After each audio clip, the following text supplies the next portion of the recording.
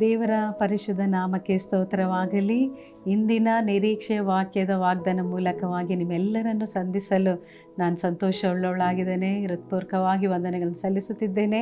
ಹೌದು, ದೇವರ ವಾಕ್ಯವನ್ನು ನಾವು ನೋಡುವಾಗ ಅದು ಕಾರ್ಯ ಸಾಧಕವಾದದ್ದು, ಸಜೀವವಾದದ್ದು, ಕೀಲು ಮಚ್ಚೆಗಳನ್ನು ಅದು ವಿಭಾಗಿಸುವಷ್ಟು ಬಲವುಳ್ಳದು. ಆದ್ದರಿಂದ ಇಂದಿನ ಒಂದು ವಾಕ್ಯ ಬಲವುಳ್ಳ ಕೀಲು ಮಚ್ಚೆಗಳನ್ನು ತೂರುವಂಥ ಒಂದು ವಾಗ್ದಾನ ವಾಕ್ಯ ನೋಡೋಣ.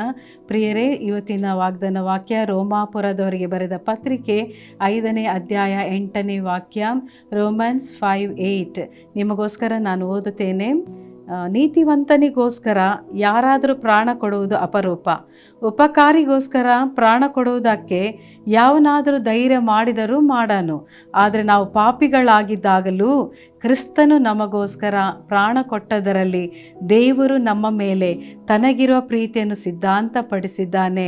ಆತನ ರಕ್ತದಿಂದ ನೀತಿವಂತರಾಗಿರಲಾಗಿ ಆತನ ಮೂಲಕ ಬರೋ ಕೋಪಕ್ಕೆ ತಪ್ಪಿಸಿಕೊಳ್ಳುವುದು ಮತ್ತೂ ನಿಶ್ಚಯವಲ್ಲವೇ. ಈ ದಿನದ ವಾಗ್ದಾನ ವಾಕ್ಯವನ್ನು ನೋಡೋದಾದರೆ, ಹೌದು ಪ್ರಿಯರೇ, ನಾವು ನೋಡುತ್ತೇವೆ ದೇವರು ಲೋಕದ ಮೇಲೆ ಎಷ್ಟೋ ಪ್ರೀತಿಯನ್ನಿಟ್ಟು ತನ್ನೊಬ್ಬನೇ ಕುಮಾರನನ್ನು ಈ ಲೋಕಕ್ಕೆ ಕಳುಹಿಸಿದನೆಂಬುದಾಗಿ ನಾವು ನೋಡುತ್ತಿದ್ದೇವೆ. ಆತನನ್ನು ನಮ್ಮ ಪ್ರತಿಯೊಬ್ಬರು ನಾಶವಾಗದೆ ನಿತ್ಯ ಜೀವವನ್ನು ಪಡೆಯಬೇಕೆಂಬುದೇ ಆತನ ಚಿತ್ತವಾಗಿತ್ತೆಂಬುದಾಗಿ ನಾವು ನೋಡ್ತಿದ್ದೆ. ಈ ದಿವಸದಲ್ಲಿ ನಾವು ನೋಡುವಾಗ ನೀತಿವಂತನಿಗೋಸ್ಕರ ಯಾರಾದರೂ ಪ್ರಾಣ ಕೊಡಲಿಕ್ಕೆ ಒಂದು ವೇಳೆ ಸಿದ್ಧರಾದರೂ ಆಗಬಹುದು. ಯಾರಾದರೂ ನಮಗೆ ಉಪಕಾರ ಮಾಡಿದರೆ ಅವರಿಗೋಸ್ಕರ ನಾವು ಒಂದು ವೇಳೆ ಪ್ರಾಣ ಕೊಡೋದ್ರಲ್ಲಿ ಒಂದು ವೇಳೆ ನಾವು ಮನಸ್ಸು ಮಾಡಬಹುದೆಂಬ ಸತ್ಯ ನೋಡ್ತೇವೆ. ಆದರೆ ಯೇಸು ಕ್ರಿಸ್ತನು ಪರಲೋಕದ ಮಹಿಮೆಯನ್ನು ತ್ಯಜಿಸಿ ನಮಗೋಸ್ಕರ ಆತನ ಈ ಲೋಕಕ್ಕೆ ಇಳಿದು ಬಂದು, ನಾವು ಪಾಪಿಗಳಾಗಿದ್ದಾಗ, ನಾವು ಕೆಟ್ಟತನದಲ್ಲಿ ನಾವು ಬಾಳುತ್ತಿರುವಾಗ, ದ್ರೋಹಿಗಳಾಗಿರುವಾಗಲೇ ಆತನು ತನ್ನ ಶಿಲುಬೆಯ ಮರಣವನ್ನು ಅಂಗೀಕಾರ ಮಾಡಿ ನಮಗೋಸ್ಕರ ಆತನು ಶಿಲುಬೆಯಲ್ಲಿ ಎಲ್ಲ ನೋವುಗಳನ್ನು ಹೊತ್ತುಕೊಂಡನು, ನಮ್ಮ ಪಾಪಗಳನ್ನು ಆತನು ಹೊತ್ತುಕೊಂಡನೆಂಬುದಾಗಿ ನೋಡುತ್ತಿದ್ದೇವೆ. ಆತನು ಪಾಪರಹಿತವಾದ ಒಂದು ದೇವ ಮನುಷ್ಯನಾಗಿದ್ದು ತಾನು ನಮ್ಮ ಪಾಪಗಳನ್ನು ಮುಂದಿನ ಸಂತತಿಯವರು ಮಾಡಬೇಕಾದ ಎಲ್ಲ ಪಾಪಗಳನ್ನು ತನ್ನ ಶಿಲುಬೆಯಲ್ಲಿ ಆತನು ಹೊತ್ತುಕೊಂಡು ತನ್ನ ಪ್ರಾಣವನ್ನು ಕೊಟ್ಟನೆಂಬುದಾಗಿ ನಾವು ನೋಡುತ್ತಿದ್ದೇವೆ.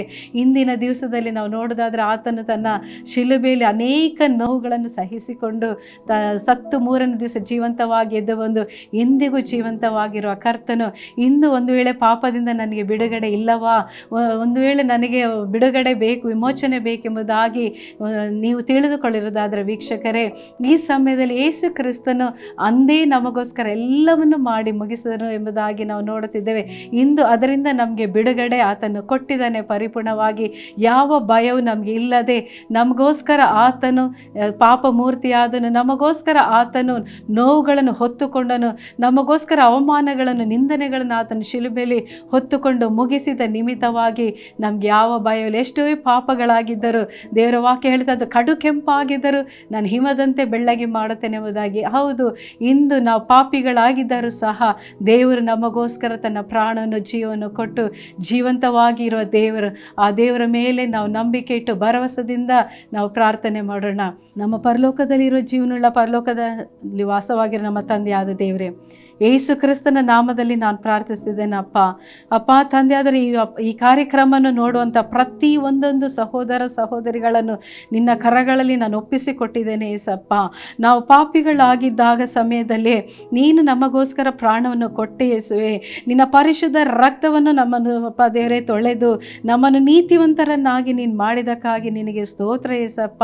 ಹೌದು, ಮುಂದಕ್ಕೆ ಬರೋ ಕೋಪದಿಂದ ತಪ್ಪಿಸಿಕೊಳ್ಳುವುದಕ್ಕೆ ಅಪ್ಪ ಕರ್ತನೆ ನೀನು ಅಂದೇ ಬಲಿಯಾಗಿ ಅಪ್ಪ, ಪಾಪವೇ ಮಾಡದ ನೀವು, ಅಶುದ್ಧವೇ ಇಲ್ಲದ ದೇವರು ನೀವು, ಎಲ್ಲವನ್ನು ನೀನು ಅಪ್ಪಾದರೆ ಹೊತ್ತುಕೊಂಡು ಸಹಿಸಿ ಮುಗಿಸಿದಿರಿ. ಇಂದು ಅಪ್ಪಾದರೆ ಈ ಕಾರ್ಯಕ್ರಮ ವೀಕ್ಷಿಸುವ ಪ್ರತಿಯೊಂದು ಅಪ್ಪಾದರೆ ಸಹೋದರ ಸಹೋದರಿಯನ್ನು ನೀನು ಮುಟ್ಟದಕ್ಕಾಗಿ ಸ್ತೋತ್ರ. ನಿನ್ನ ಕಲ್ವಾರಿಯ ರಕ್ತದಲ್ಲಿ ತೊಳೆಯುವುದಕ್ಕಾಗಿ ಸ್ತೋತ್ರ. ನೀನು ಅವರಿಗೋಸ್ಕರ ಪ್ರಾಣವನ್ನು ಕೊಟ್ಟು ಎಲ್ಲವನ್ನು ಮಾಡಿ ಶಿಲುಬೆಯಲ್ಲಿ ಮುಗಿಸಿದ್ದೀರಪ್ಪ, ಅದಕ್ಕಾಗಿ ನಿಮಗೆ ಸ್ತೋತ್ರ. ಇಂದಿನ ದಿವಸದಲ್ಲಿ ಎಲ್ಲರಿಗೆ ನೀನು ಬಿಡುಗಡೆಯನ್ನು ಕೊಡಬೇಕಾಗಿ ನಾವು ಬೇಡಿಕೊಂಡಿದ್ದೇವಪ್ಪ. ಇವತ್ತು ಕೈಟು ಮಾಡೋ ಎಲ್ಲ ಕಾರ್ಯಗಳಲ್ಲಿ, ಅವರೆಲ್ಲ ಪ್ರಯಾಸಗಳಲ್ಲಿ ಯೇಸು ಸ್ವಾಮಿ ನೀನು ಆಶೀರ್ವದಿಸುವುದಕ್ಕಾಗಿ ನಿಮಗೆ ಸ್ತೋತ್ರ. ಯೇಸು ಕ್ರಿಸ್ತನ ನಾಮದಲ್ಲಿ ಬೇಡಿದ್ದೇವೆ ತಂದೆ, ಆಮೇನ್.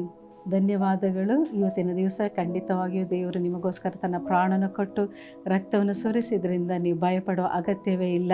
ಮುಂದಕ್ಕೆ ಬರೋ ಕೋಪಾಗ್ನಿಯಿಂದ ತಪ್ಪಿಸಿಕೊಳ್ಳೋದಕ್ಕಾಗಿ ಯೇಸು ಕ್ರಿಸ್ತನ ಅಂದೇ ತನ್ನ ಶಿಲುಬೆಯಲ್ಲಿ ಶರೀರವನ್ನು ಒಪ್ಪಿಸಿಕೊಟ್ಟನು. ದೇವರು ನಿಮ್ಮೆಲ್ಲರನ್ನು ಆಶೀರ್ವದಿಸಲಿ.